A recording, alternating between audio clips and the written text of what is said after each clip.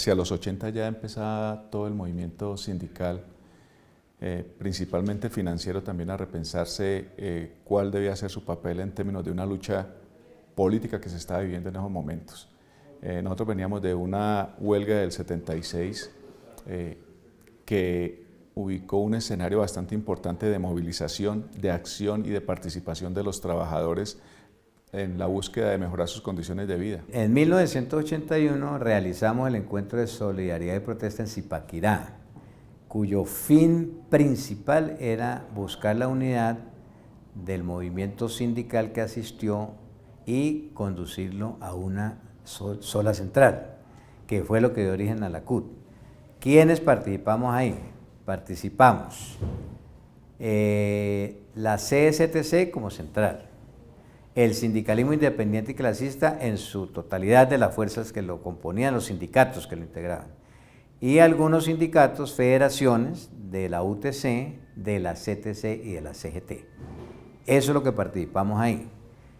¿Qué fuerzas políticas influenciaban? Pues influenciaba el maoísmo, el marxismo-leninismo, el camilismo, el trotskismo, digamos, distintas vertientes de la izquierda que hacían prensa en los movimientos sindicales. Eso fue lo que influyó el encuentro de Zipaquirá. Después del 83, después del sindicalismo independiente y clasista, se empieza también a continuar por parte de varias organizaciones del sector financiero, no todas, pero sí, digamos, las más beligerantes. Se empieza a trabajar el tema de la unidad también a través de una federación de todos los sindicatos que aglutinaban el sector financiero. Y empezamos a hablar de la federación de FENACIBANCOL. Entran los compañeros del Banco Cafetero, los compañeros a través de Sintrabanca, los compañeros del Banco Santander Antiguo, que era de capital colombiano, Astraban, era el nombre de Sintrabansan, perdón. Estaban los compañeros de Astraban, que eran los compañeros del Banco Central Hipotecario, muy beligerantes ellos, y que también ya sufrieron un proceso de liquidación, ese banco desapareció. Estaban algunos compañeros de algunas aseguradoras. Una de las fortalezas del movimiento sindical era precisamente esas organizaciones sindicales de las industrias, de la inmensa mayoría de las industrias en Colombia. Entonces, empresas importantes, entonces vamos a hablar de Eternit con 1.200 trabajadores y con un sindicato de 900 afiliados. Entonces eran sindicatos mayoritarios y en esa época era el año huelguístico. No había un mes que no hubiera huelgas, ¿no? Como consecuencia de la negociación y sindicatos fuertes. Fruto de haber logrado en la lucha la Ley 43 de 1975, que hablaba de 3 temas importantes en el artículo 11, el nuevo estatuto docente, el régimen salarial y prestacional, viene la unidad del magisterio y se logra la expedición del 2277 de 1979.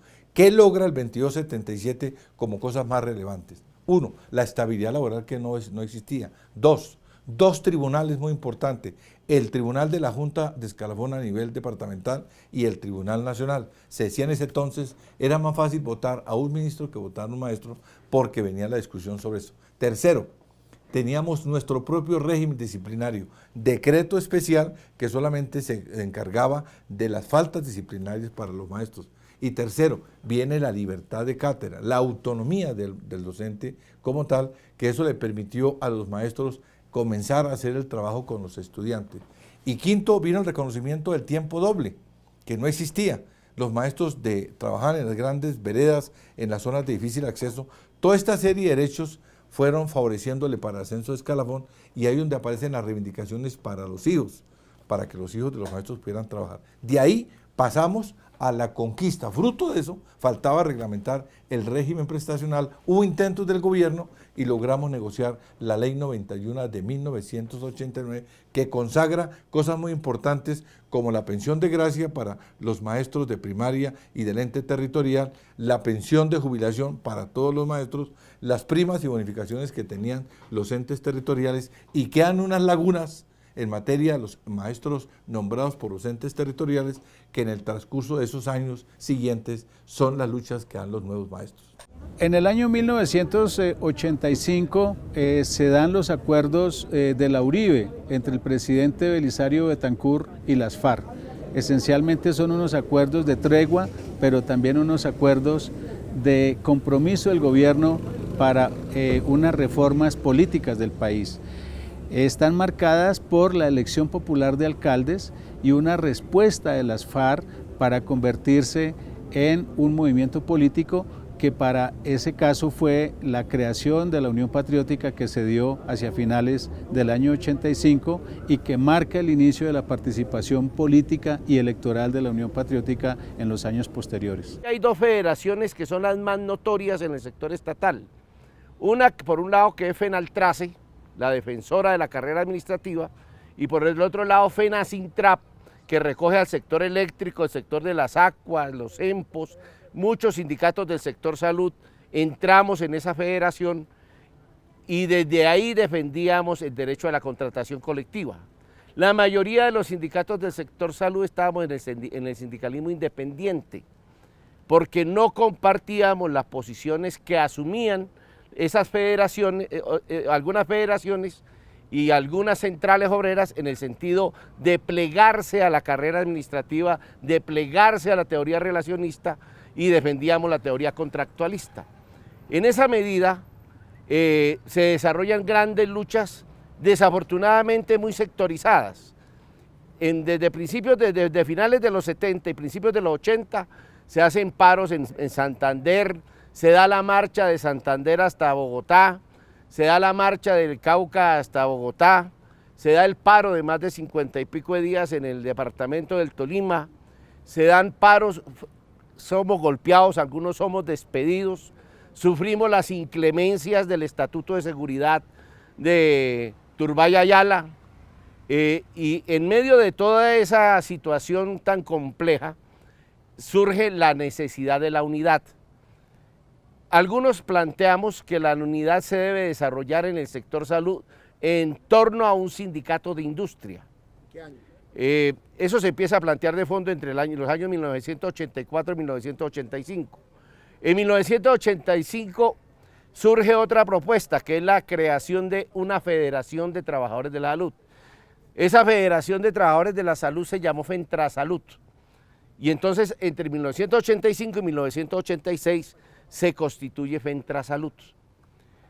Algunos no entramos en el Congreso Constitutivo, nos afiliamos posteriormente, sobre todo los sindicatos departamentales, que éramos la mayoría de los trabajadores, nos entramos a afiliar a FENTRASALUD luego de un congreso donde se discute que FENTRASALUD simplemente sería una medida transitoria hacia la constitución del gran sindicato de industria de los trabajadores de la salud.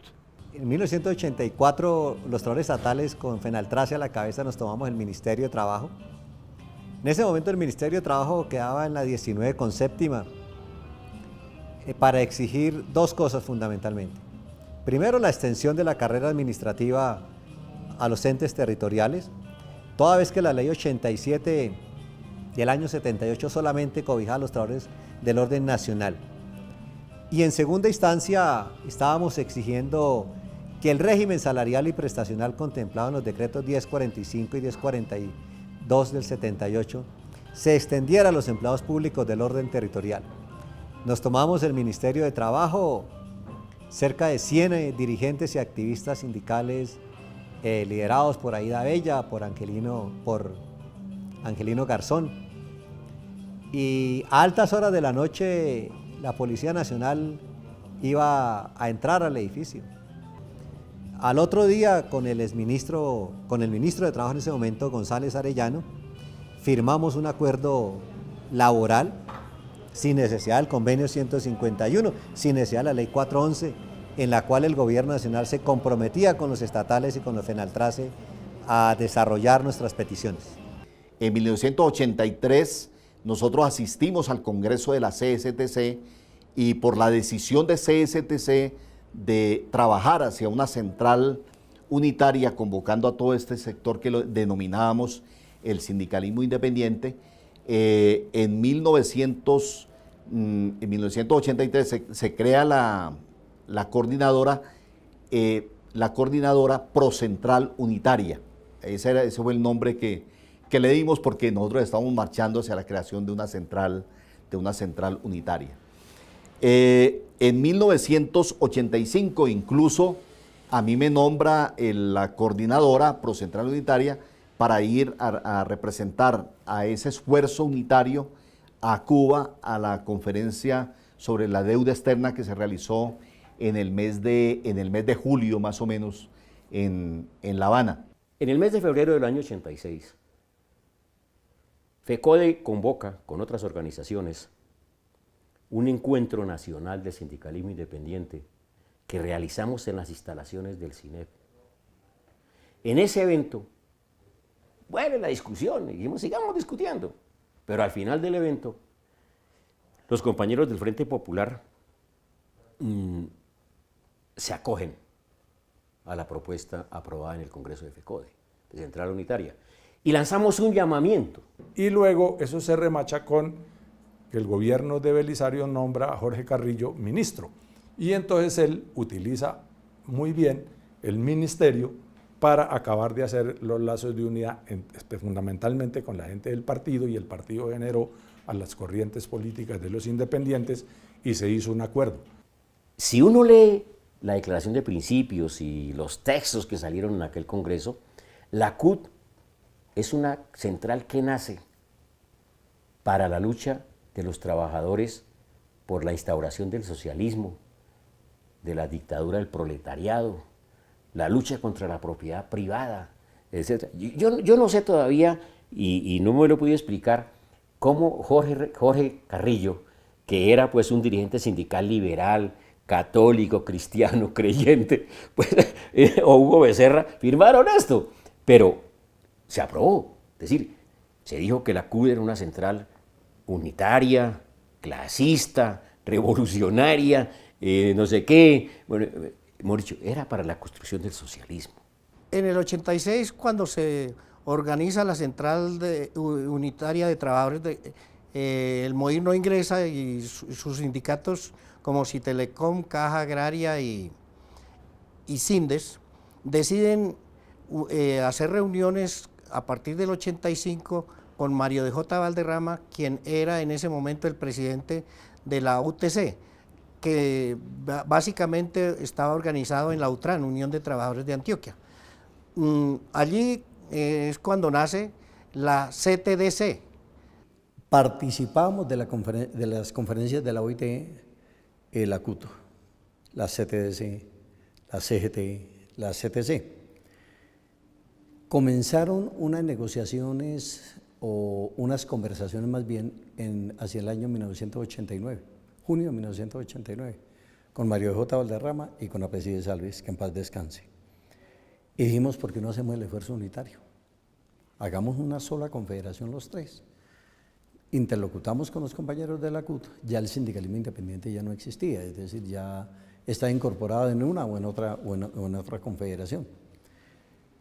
Nos pusimos la meta y lamentablemente la CTC, por las razones que sea, que yo no las juzgo ni mucho menos, no dio el paso, dimos el paso, la CGT y la CTDC, y por eso realizamos el Congreso en el año de 1992. A raíz del secuestro de una hermana de los hermanos Ochoa, Marta Nieves, varios empresarios ganaderos aportaron dinero para conformar un grupo paramilitar que para la época se llamó Muertes Secuestradores, el famoso MAS. A partir de ahí también decidieron ir a lo que después manejaron, que era afectar el movimiento social, en este caso el movimiento sindical. Entonces el paramilitarismo, que fue naciendo, que fue activándose, empezó a asesinar, a masacrar, a desaparecer a muchos dirigentes sindicales sociales, campesinos. Bueno, el presidente nacional del sindicato cuando asesinaron a Gustavo Chacón era Julio Carrascal Puentes, era trabajador del Distrito de Producción del Centro. Yo recuerdo mucho, el compañero fue asesinado un viernes, cerca del mediodía, y era día de pago, me acuerdo tanto. Y el compañero, fue una alarma generalizada porque el compañero tenía una gran presencia en muchos sectores populares de Barrancabermeja. y hacía bastante rato no se cometía un asesinato, aunque venían ya fortaleciendo las amenazas, el proyecto paramilitar estaba cogiendo fuerza, de tal manera que eso fue un golpe muy grande. El sindicato, sin pensarlo dos veces, determinó parar la producción inmediatamente. Se reunió rápidamente los dirigentes que estaban. Manuel Gustavo fue llevado a la clínica de urgencia, a la Policlínica Barranca Bermeja de Ecopetrol, y murió a las 2 horas, hora y pico aproximadamente. Y ya el sindicato organizó la toma de la refinería y dio orden a nivel nacional de parálisis de la producción en los oleoductos de la refinería de Cartagena, campos de producción.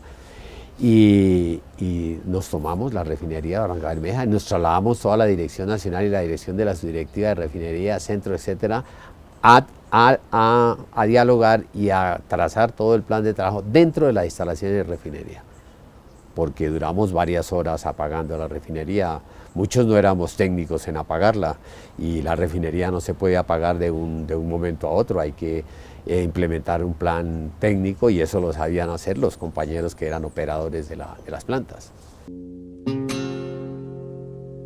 Los que mueren por la vida no pueden llamarse muertos. Y a partir de este momento es prohibido llorarlos. Que se callen los redobles en todos los campanarios. Vamos, cumpa, carajo, que para amanecer no hacen falta gallinas, sino cantar de gallos.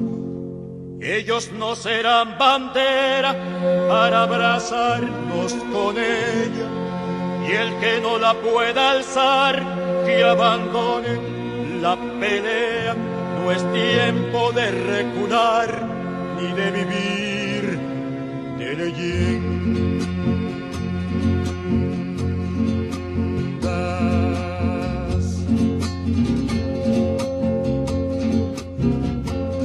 Canta, canta, compañero, que tu voz sea disparo, que con las manos del pueblo no habrá canto desarmado. Canta, canta, compañero, canta, canta, compañero, canta, canta, compañero. A raíz de los comienzos del acuerdo con el M-19, entran al escenario otros sectores de la sociedad civil. Entran personajes que no estaban estrictamente dentro de los parámetros de la izquierda tradicional.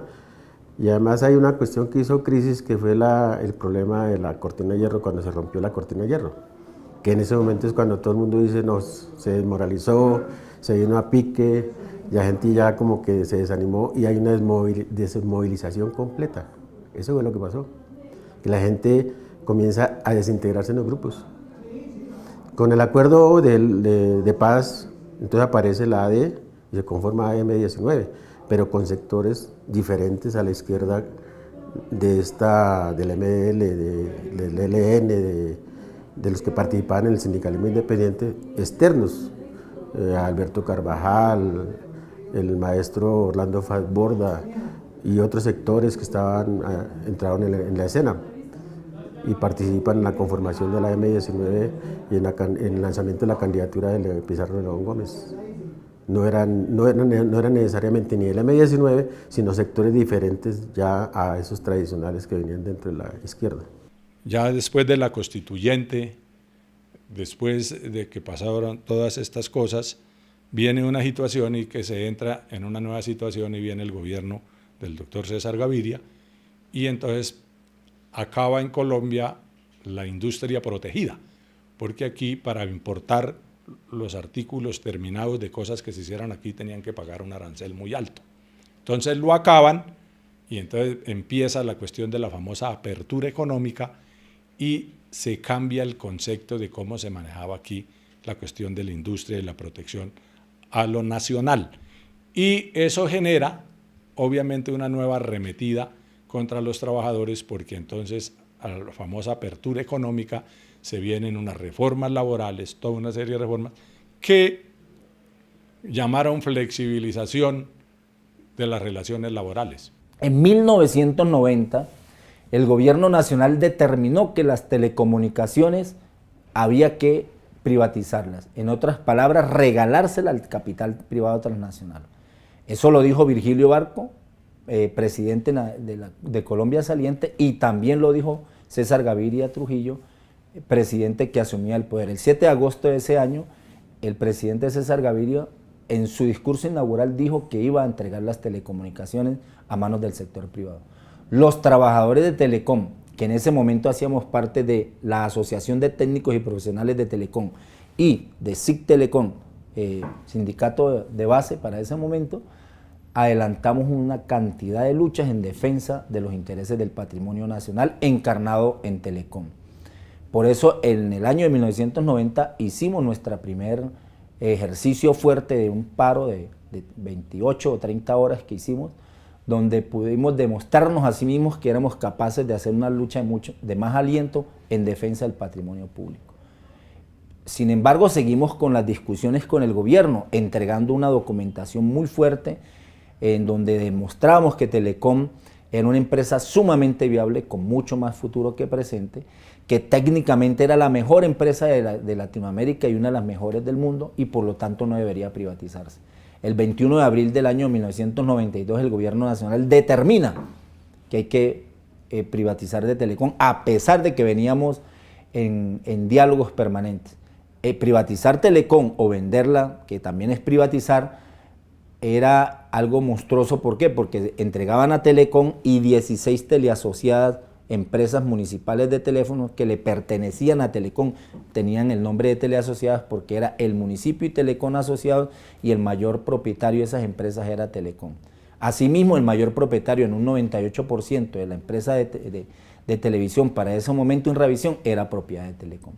Por eso los trabajadores nos fuimos a una huelga el 22 de abril y logramos llegar a un acuerdo con el gobierno nacional donde se impide la venta de Telecom. Sin embargo, mantuvieron su propósito y a pesar del acuerdo, nos vimos forzados a adelantar en toda la década del 90 cantidad de movilizaciones regionales, locales, nacionales.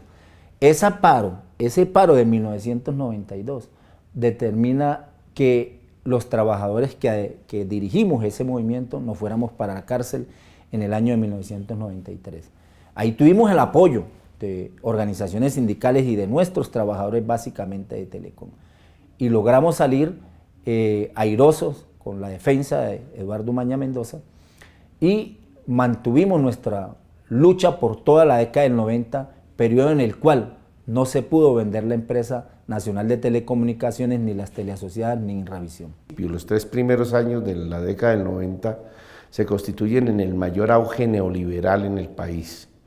Se dicta la Ley 10 del 90 que determina la descentralización del sector salud, pero igualmente se dicta la Ley 50 que elimina los festivos, los dominicales, la retroactividad de las cesantías, crean los fondos privados de cesantías, y simultáneamente se despide la Ley 60 que cambia las competencias y recursos. No se había desarrollado la Ley 10 cuando ya se dicta la Ley 60, y simultáneamente al tiempo que se discute la Ley 60 se despide la Ley 100 que ya le entrega a los privados, a los particulares, los recursos de la salud.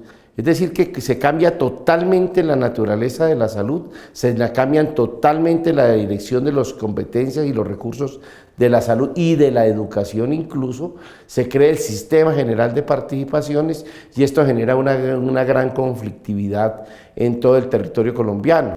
En esa época también se hacen los mayores esfuerzos por la unidad de los trabajadores de la salud, y es así como en el año 1993 se liquida Fentrasalud y la mayoría de los sindicatos nos fusionamos en ANTOC, excepto algunos sindicatos que se quedan del proceso.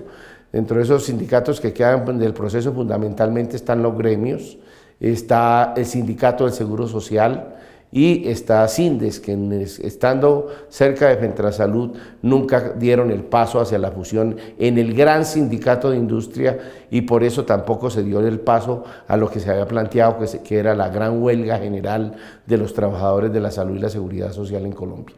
En la década de los 90, durante la presidencia del presidente Gaviria, el magisterio colombiano preparó un proyecto de ley que presentó al Congreso de la República y logró sacarlo adelante como producto del fortalecimiento y desarrollo en su momento del movimiento pedagógico que logró, digamos, contribuir con aportes sustanciales y fundamentales para sacar adelante la Ley General de la Educación, Ley 115 de 1994, y que es única experiencia en América Latina. En ningún país de América Latina el movimiento sindical logró concertar con los gobiernos una Ley General de la Educación como políticas públicas que contribuyan a avanzar en el mejoramiento de la calidad de la educación, pero ante todo avanzar en la educación pública como un derecho fundamental. Y seguido, durante el presidente Samper, el próximo gobierno, se logra avanzar en el mejoramiento salarial, un incremento de 3.8 durante 3 años, adicional al incremento general de todos los empleos públicos. Se logra la prima de vacación equivalente al 50% de acuerdo al grado en el escalafón de cada docente, y adicionalmente es importante que el magisterio conozca que en esa negociación con el presidente Samper se logró incorporar a la planta de personal de manera definitiva 20.000 docentes a nivel nacional que venían por contratos. La idea en el 80, la idea del 80 era crear Fenacibancol para a través de él llegar al sindicato de industria. Se crea Fenacibancol y la idea de todos era llegar al sindicato de industria. Lo que se fue jalonando, se fue llevando, en el 90 comienza a patentizarse, en el 88 al 90 se patentiza primero con un sector de la SED que se pasa a la UNED, después con un sector de Sintrapopular que se pasa a la UNED, y finalmente la fusión de Sintrapopular y de Sintrabanca a la UNED, que fueron aprobados por el Ministerio del Trabajo en el 82 más o menos, en el 92, perdón. Después de la fusión de Sintrabanca y Sintrapopular a la UNED, en el 91, en el 92 hicimos la primera huelga conjunta como UNED en Sintrabanca, en el Banco Cafetero y Banco Popular, por más de 15 días, simultáneas. Cerramos todas las oficinas, teníamos control del banco, no entraba nadie, y la base estatalmente apoyaba esa huelga. ¿Sí? Entonces fueron más de 15 días en plena actividad huelguística, actividad de lucha y de solidaridad del movimiento estudiantil, de los demás sindicatos. O sea, había un apoyo, o sea, ahí teníamos un prestigio como UNED, lo que traíamos de Cafetero y Popular anteriormente. Al año siguiente votamos la huelga en el anglo-colombiano, o sea, en el año 93, y por más de 20 días estuvimos con huelga efectiva y con una exitosa participación de los trabajadores. Nos hemos convencido de que la huelga es un instrumento de lucha muy importante, ¿sí? Y con ella los logros de las reivindicaciones que hemos obtenido. Sí, esos años 90 fueron supremamente fuertes porque el gobierno, a través de toda la represión que orquestó desde las altas esferas con los organismos de seguridad del Estado, pues permanentemente vivíamos bajo amenazas, asesinatos, terror, desplazados de otras regiones a Bogotá, etcétera, etcétera. Y entonces fue una época en que el sindicato prácticamente le tocó dedicarse su actividad sindical al trabajo de derechos humanos, a la defensa del derecho a la vida. Ahí centró toda su actividad la organización sindical. Fuimos capturados 16 sindicalistas de la USO, varios dirigentes a finales del año 1997. Entonces eso fue muy fuerte porque al sindicato lo acusaban de ser copartícipe de la voladura a la infraestructura petrolera, de ser socio de las organizaciones guerrilleras, de hacer actos terroristas. Fabricaron testigos, nos juzgaron bajo la justicia sin rostro que se fue ideada para juzgar a los narcotraficantes, y ahí nos la aplicaron a nosotros. Nuestro abogado Eduardo Umaña Mendoza logró comprobar todo el montaje de la justicia sin rostro, de la Fiscalía y de la inteligencia militar, y logró probar que Ecopetrol era partícipe de todo ese montaje. Sin embargo, al doctor Eduardo Umaña lo asesinan 1 año y medio después, y fue muy duro, y además hay que denunciar, ha permanecido ese crimen en la impunidad, y Ecopetrol, la alta administración de la empresa en ese momento, fue copartícipe, él mismo lo denunció, de su asesinato. Luego llega Samper, allí con su propuesta de salto social, entonces llamando al sindicalismo a concertar, al diálogo social, ¿sí? Entonces minimizaron la lucha social y la lucha sindical como el instrumento fundamental, ¿sí? Pero ahí a la vez estaban dando las privatizaciones y liquidaciones del sector estatal. Y se viene una oleada de luchas estatales muy importantes, del 97 y 98 hasta el 99, para resistir esa política neoliberal y la privatización y liquidación del sector estatal. Esas luchas nos dieron, digamos, una experiencia fenomenal en la calle. Antón participó dinámicamente en el paro en 1997, salió a las calles, se movilizó, salió a las carreteras con los trabajadores de los demás sectores. Duramos en el paro de los 56 días, 57 días que duró el paro nacional estatal en todo el territorio colombiano, hasta que finalmente se firmó el acuerdo con el gobierno nacional, del cual participamos directamente en la firma del acuerdo.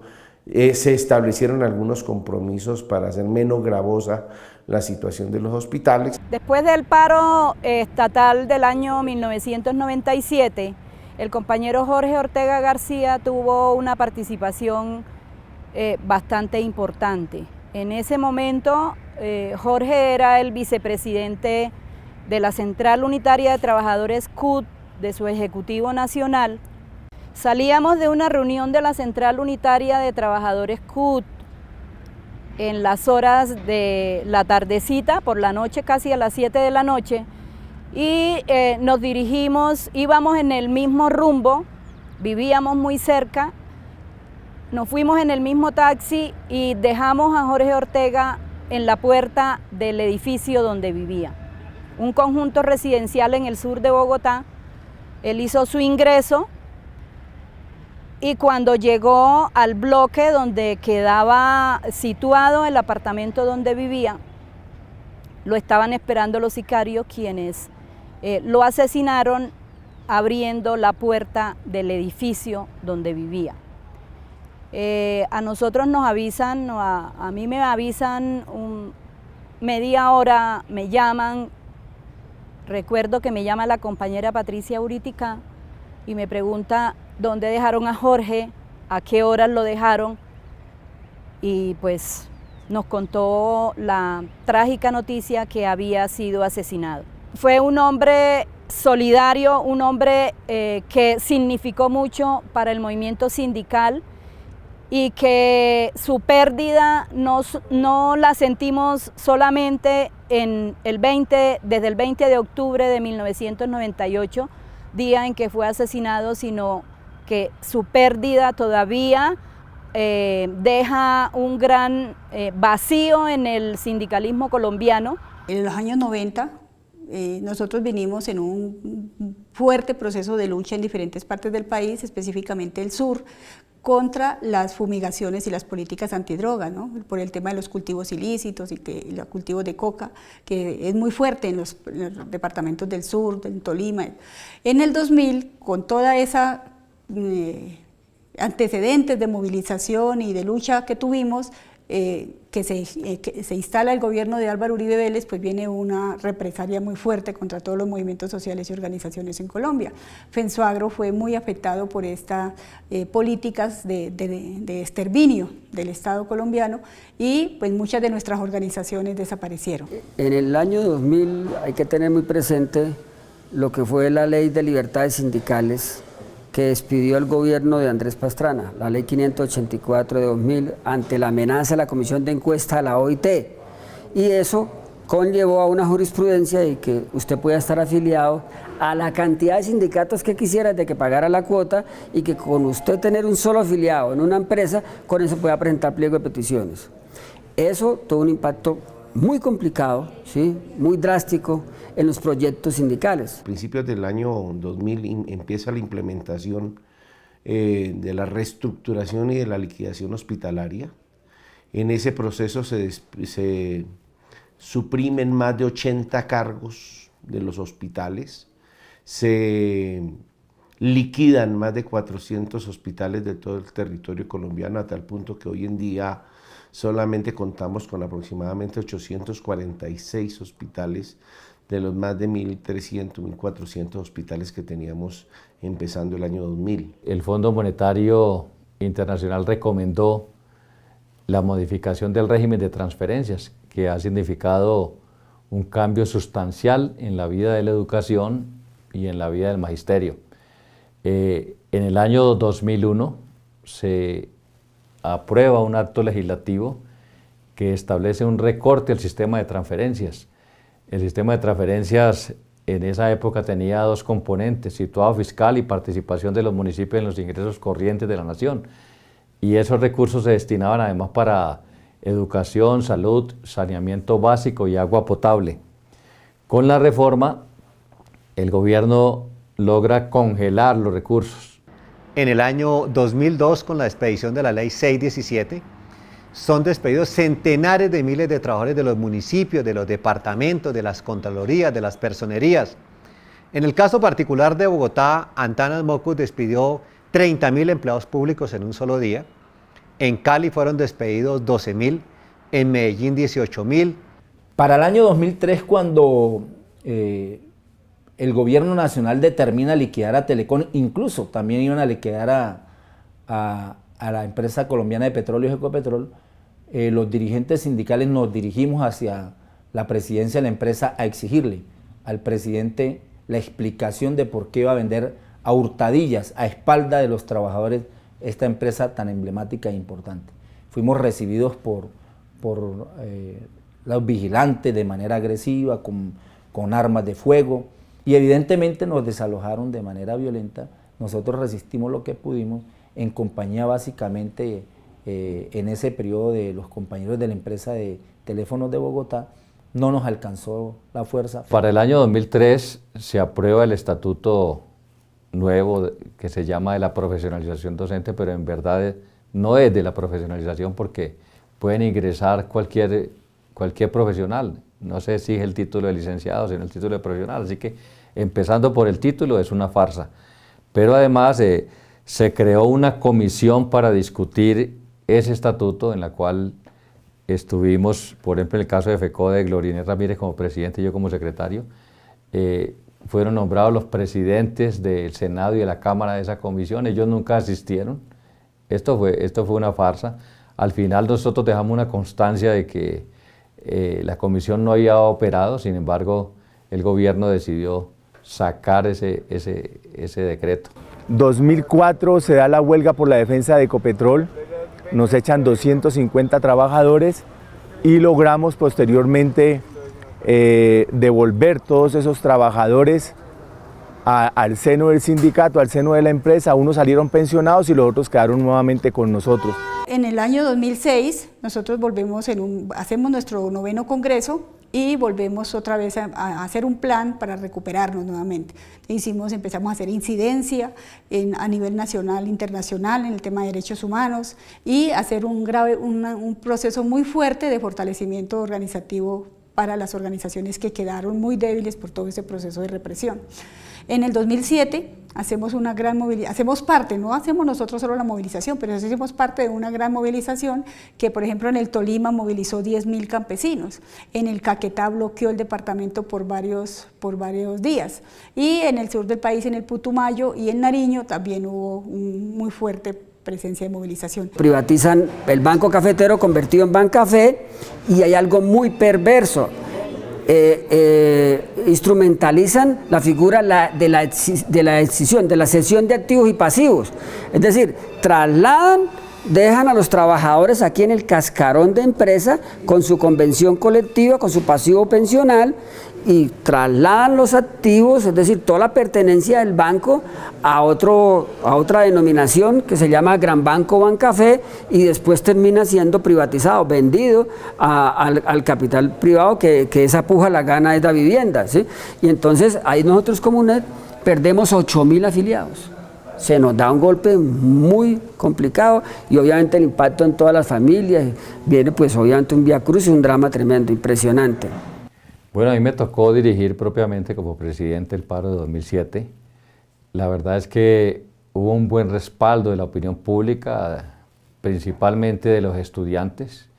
Hay que decir que el magisterio no estaba en un buen momento porque después de los descuentos salariales del año 99 y luego del 2001 y el hecho de que se hubiera impuesto ese acto legislativo del 2001 no daba unas buenas condiciones de movilización. Sin embargo, el magisterio salió y la participación de los estudiantes fue muy sólida, lo mismo de los padres de familia. La OIT comienza a exigirle al gobierno del presidente Uribe que se firme una reglamentación del convenio 151 de la OIT, que es la ley 411, para permitirle a los estatales que tengan la negociación colectiva. Durante 8 años la OIT le exigió al gobierno de Uribe que reglamentara la ley 411. Asimismo, los Estados Unidos se negaron a firmar el Tratado de Libre Comercio con Colombia, haciéndole unas exigencias similares al gobierno del presidente Uribe. En el 2011 acudimos al llamado de los trabajadores de Rubiales, cerca de 18.000 trabajadores se levantaron, más en un ejercicio de memoria que organizativo, y la USO acudió a ese llamado por la dignidad de los trabajadores. Estaban en condiciones de ignominia, de esclavismo, dormían 3-4 horas para tener una jornada de todo el día porque tenían que levantarse a las 3 de la mañana a hacer fila para ir al baño, luego para ir a la ducha, luego para desayunar, en fin, una vaina bastante oprobiosa. En el 2012 se da la huelga de los trabajadores de Reficar en la construcción de la refinería de Cartagena, en la ampliación de la refinería de Cartagena, igualmente una batalla campal durante un mes casi allí en ese ejercicio. Y en el 2013 tiene una particularidad muy importante de la lucha que se ha dado en estas últimas 2 o 3 décadas en Colombia, es que se vinculó mucho las ciudades. Hubo mucha solidaridad con la movilización de los campesinos en las ciudades. Hubieron cacerorazos en Barranquilla, en Medellín, aquí en Bogotá, en Cali. Esas cosas fueron muy importantes porque ¿qué pasó con la movilización del 2013? Se puso en debate ante los medios de comunicación y en todos los espacios políticos la crisis campesina en Colombia. Se expide el decreto 1092. Con este decreto trabajamos a lo largo y ancho del país, se hicieron 30 reuniones en cada uno de los departamentos con la participación de la CUT, de la CTC y de la CGT, mostrándole a los estatales la virtud y los defectos de este decreto, que permitió que en el año 2013 se presentaran cerca de 500 pliegos de peticiones. En mayo del 2013 se firma el primer acuerdo marco estatal entre el gobierno y las centrales sindicales, que cobija cerca de 1.200.000 empleados públicos. Aparece una nueva figura que es la de la negociación colectiva del sector público. FECODE logra aprovechar ese espacio para movilizar al magisterio y pelear por algunas reivindicaciones, principalmente en 2 direcciones. Uno, buscando que se hagan extensivas al magisterio algunas reivindicaciones de otros sectores, como la prima de servicio, que ya la obtuvo con la movilización y la negociación, y alrededor de eso están flotando otros derechos como bonificaciones y demás. O sea, FECODE entra en un proceso nuevo de buscar obtener reivindicaciones para el magisterio. Y por el otro lado, FECODE logra centrar su lucha en la búsqueda de atacar la estructura del 1278, en particular en puntos como la evaluación, que han sido motivo de conflicto en los últimos años y en los cuales el último paro logra colocar ahí unas nuevas realidades, tanto en materia de salarios, que hay un mejoramiento para los maestros que está proyectado hasta el año 2021, y en el tema de la evaluación, donde se busca un mecanismo que la evaluación no sea punitiva ni restrictiva, sino una evaluación más diagnóstica y formativa que posibilite de alguna manera el ascenso de los docentes.